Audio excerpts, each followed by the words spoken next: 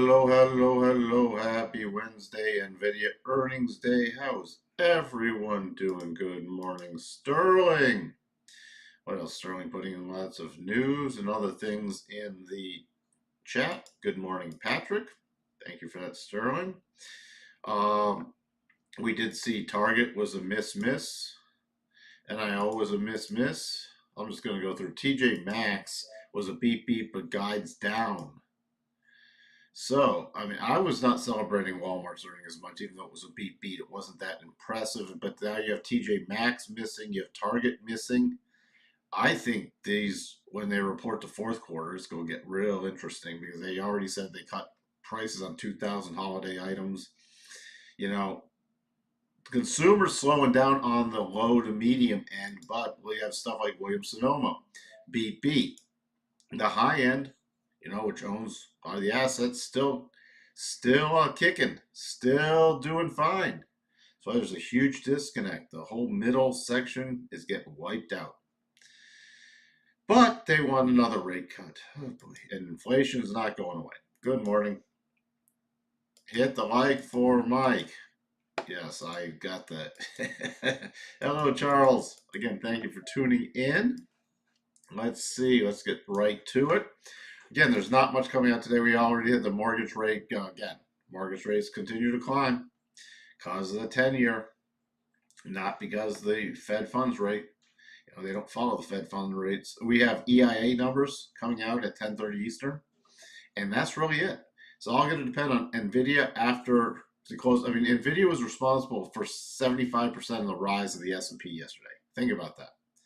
One stock was responsible for 75% of the rise. We're all trading NVIDIA now. Whether you think you are or you aren't, you're trading NVIDIA. So, yep, UK, thank you for Charles. Hey, let's say hello to Charles first. Then UK CPI 3.3 versus 3.1. Inflation not going away. It's sticky. They didn't want to wipe it out. They didn't want to do what it takes to wipe it out because they didn't want to trigger a recession. Well, sometimes you need a recession. Airfare, gas, electricity, biggest contributors. This place is a mess. Well, there you go. That's the take from Charles over in England. Hey, Mark, how you doing? All right. Remember, tomorrow is jobless claims. But again, it's all going to depend on NVIDIA. What happened to my... There we go. You had healthcare strong this morning. You have NVIDIA still up. Big bounce yesterday. Target down 16. It was down close to 20% earlier. Now only down 16, but Costco and Walmart slightly selling off with it. And healthcare was a strong. Let's get to the groups. Yes, see, healthcare is the strongest thing leading today, followed by energy and technology. Consumer defensive is definitely lagging, so we're back at party on mode. We're at 60-40 still for the cut in December. Fear and greed still right in the middle, going in at 50. 50 going into NVIDIA earnings, P/E ratio. What has happened with my stuff? There we go, 37.73. Will NVIDIA earnings take us back over 38? We already covered those. Again, besides NVIDIA, you got Snowflake and Palo Alto. But NVIDIA is going to move the whole market. So that's all we're waiting for. Then tomorrow morning, you got a bunch of things. You got Baidu, you got John Deere, but nothing that's going to move the market, and we're still going to be recovering from NVIDIA. All right, so heading into that, the S&P followed through with a close. Big reversal yesterday. I mean, 75% of this move was based off NVIDIA. If you look at NVIDIA's chart yesterday, look at that. I was up close to 5% yesterday. And it's all good with this gap open. It's going to be up from, and look from the lows of Monday, I mean, to where we're going to be gapping today, and this is without the gap, we're up going to be 7.28. We're roughly going to be about up 8% in 2 days with NVIDIA going into earnings. So that's what's driving everything, since it's the weight of the market caps. Now we stalled out against the 50% harmonic. There was a percent beat buy yesterday when it broke above the high with it confirming with the close. So let's see. Now for me, on any buys, we've got to get above 59.79 is the key level. That's the only thing that tips me follow through short-term bullish for a retest of the high area. Other than that, we're in the potential rollover zone. Doesn't mean you have to roll over. Between 59.54 and 59.79 is the potential rollover zone. We have cycles still going up on the daily, and we have a percent beat buy. So let's see if NVIDIA does report good earnings and takes us back up to retest the high area. That will be very interesting. For pullback levels. For pullback levels at this point, going into the morning session, about 59.27. Who else is here? Good morning, Ted. Everybody's in rah-rah mode. The market's just going to keep going forever. Nothing's going to stop it. Most expensive market ever in terms of price to sales. Most expensive market ever. I think the Buffett indicator just hit a new all-time high also. So, but nothing, well, you know what? And insiders are selling the most in history. Stock inside, like corporate insiders. So, one thing's going to be right, one thing's going to be wrong. It's just the timing of it.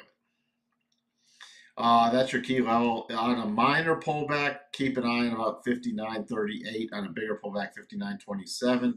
For a breakout rally, we've got to get above 59.54, which has been key resistance. So NASDAQ, which did trigger a daily double yesterday against the 50 EMA, falling through, triggering the daily double.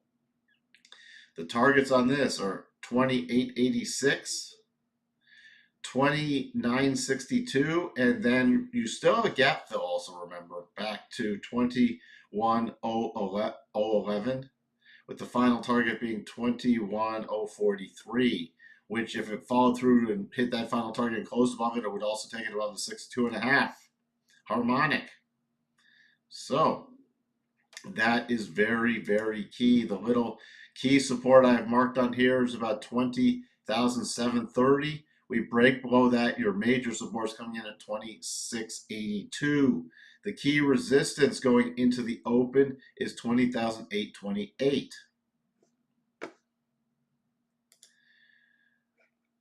The Dow trading against very key resistance of 43,500 to 43, about 550.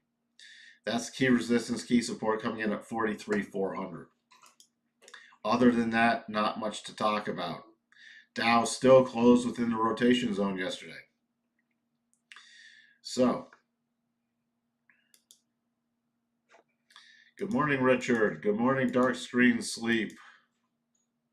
Any thoughts about Elliott Wave? You mean we're looks like we've triggered the end of wave 5 on a bigger time frame, but that does not mean we have to roll over instantly. By the way. So the bigger picture, I mean, we're going into shortened holiday week also next week. If NVIDIA does beat, I would not be surprised to see some follow through into next week, especially with daily cycles being at the bottom for all this indices. And then, you know, post Thanksgiving, we could see when we start getting information from foot traffic on Black Friday and Cyber Monday and everything. Cyber Monday purchases, if they start disappointing, we could see a rollover. Now, if NVIDIA misses or disappoints, it could start earlier. The VIX, not much to talk about. The DAX, another big little spike down yesterday and key reversal. The only thing that would make me bullish on the DAX is, again, if we follow through with the daily close above 19,375 area. Other than that, not much to talk about. The notes rotating back down, but so far back to cycle tops with a sideways correction only. So the yields, we're getting back to cycle bottom areas, pulled back to rotation zone, and rotating back up. Going to be watching the yields on today from yesterday's high. Rotation and what could be a percent beat buy with starting to try to rotate back up on yields. So keep an eye on that too. Dollar index rotating back up. Still has cycles, could get a little to the bottom, but hitting the rotation zone and looks like it rotating back up. So I'm keeping an eye on yesterday's low to hold. Crude, we had back on Monday the percent beat buy, a little fall through yesterday, but not much, and then today continued to fall through. But this is a scalpy buy only. We're getting the cycle top area, so it would be aggressively moving up a stop. Other than that, not much on the longer term. Gold continue to run up into the rotation zone against the 50 EMA. Keep an eye now, because for the percent beat buys, we're getting into percent beats. This is still technically in short-term bearish mode, unless it does follow through back with a close of 2704. So any bounce play here would be aggressive trailing, and I'd be now watching, going into tomorrow, I'd be watching today's low, because of where the percent B is, because it's the inverse for commodities. The yen, little dip rotation above. We started breaking out above yesterday's high into the rotation, and a percent B potential buy if it follows through with the close. So another move up with the weakening in the yen after just a multi-day pullback. 155.88, 155.89. So we have put it in potential double top territory. So from a longer term trailing perspective, we do have a great trailing level. And it's also, look at that, with the bottom of the rotation zone. So we have the bottom of the rotation zone. So if it turns around and now closes back below the yen strengthens, that from my perspective would be a great stop area depending on your duration of trade. Other than that, the trend is still up. So that's why you do not, well, I would not be exiting, but I know from a trailing perspective where a trailing stop would now be. I hope that makes sense. Other than that, the next major target is still 159.15 area.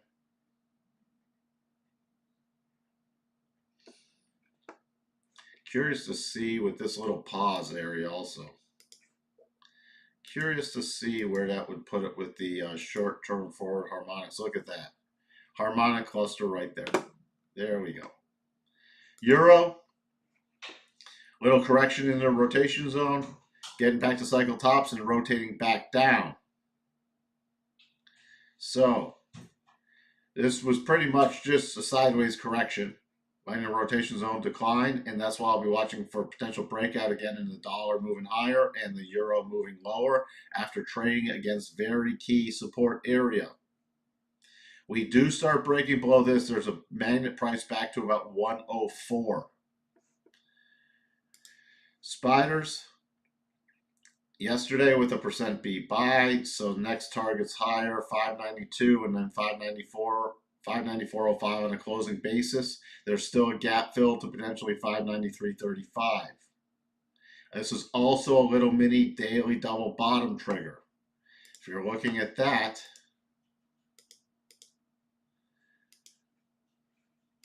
the targets, look at that, right at that 50. The 592s again, right in front of the 62.5, and right at the gap fill. Wow.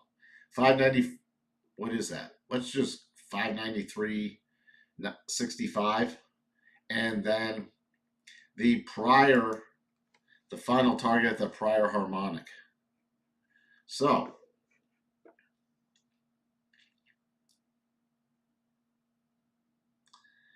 that's where we sit. The Qs. There's no, like there was in the NASDAQ, there was no double in the Qs. There was a little percent beat buy. Again, the targets up to the upside are 505 and then 507.75 area. And then you have a gap fill to 508.69. The very key support is back at 497. You brought up Bitcoin. We'll see where that runs to, but breaking out to new highs. So I don't think it's in yet. I already said exactly what I'm watching for. From any bounce play, it's in trailing mode now because we still have a bigger pattern triggered and we're still against the rotation zone. We still have cycles climbing up, so that's why it's in trailing mode.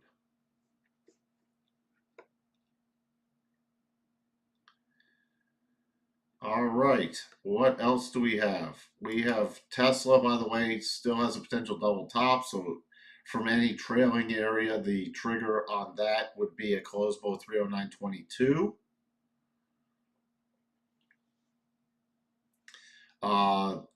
But that may not trigger because it still's got probabilities that it could still go higher. NVIDIA, we already looked at that. Here's your key things. On a minor beat, you're looking at about 153. On a major beat, you're looking at 157 to the upside.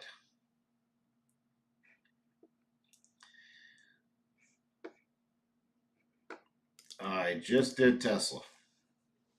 The only thing in Tesla, watch the potential double top, otherwise it's still magnet price higher, is 375. In the short term, the mini magnet price higher is 352. Other than that, on any Tesla sell-off, you have a gap fill back down to 320.72. And then if it follows through, it is against the rotation zone, so it's a lower probability potential double top if it does close below this base. And PMG, why are you late? All right, that's really about it. Target. Let's look at the longer term. Here's your breaking. It's now trading below very key support. We're trading about 128, 129, which is levels we haven't seen since last November. So in a year, targets round trip and gone overall nowhere. Okay. So, and this is why it is somewhat important. That's why I like to, if you're, and this is not a good, so I'm not using this as a good dividend yielding stock, but at least with a dividend yield, you've gone nowhere from a price appreciation, but at least you've captured some dividends, which is why dividends are important. But dividends have just been written off by the market. So, all right, I'll give you a pass. Dropping off the kids at school. I will give you a pass. I was just teasing you anyways. You know, I appreciate everybody who just tunes in. So this is what I'm talking about. Look at that. It's now technically below the last November big bar breakout from their last November earnings to this one. Look at that. So last November they are 25.4 billion. Now they're 25.67. So slightly higher revenue, but the revenue expectations were much higher than that. And we've just round tripped. Okay. Don't think there's anything else to talk about, so I'll just let everybody get off to their trading day. Little sell-off going into the open. Don't know if there's any other news out besides what Sterling's put in there. But let's take a look going into the open. Again, your key support level is about this 59.28, 59.30 area for very, very key support.